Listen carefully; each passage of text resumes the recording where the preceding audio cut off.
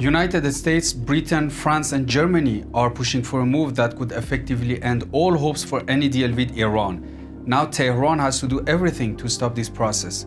Let's have a brief look. US and 3 European countries are pushing for the UN Nuclear Watchdog's Board of Governors to rebuke Iran for its nuclear program.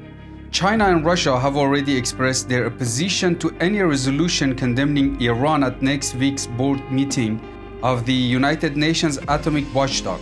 This move by US shows that Washington has reached a point where it may no more go after any deal with Iran. And Israel at the same time has increased its security activities against Tehran, probably based on requests from the White House. But these events could have two sides. From the US perspective, it could be just acts to frighten Iran and force it for returning to the negotiating table.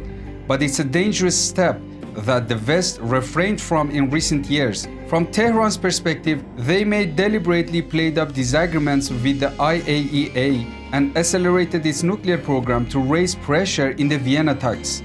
But the line between threats and moves are very narrow here, so I think that all sides should avoid further escalation as it could crush the fragile balance in place for years. Tehran could have another understanding of the situation and increase its nuclear program and also attacks against US and Israeli targets in the Middle East to show that it's not going to back off. Therefore, what is clear is that Joe Biden's government, unlike what it claimed before presidential election and remarks of its officials regarding Iran, is choosing a more hardline policy against Tehran than the Trump's one.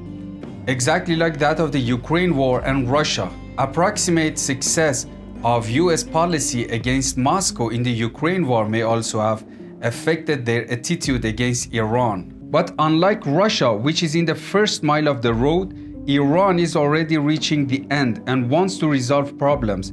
Tehran now could keep hopes of a deal in balance by intensely cooperating with the IAEA to stop the resolution from going forward.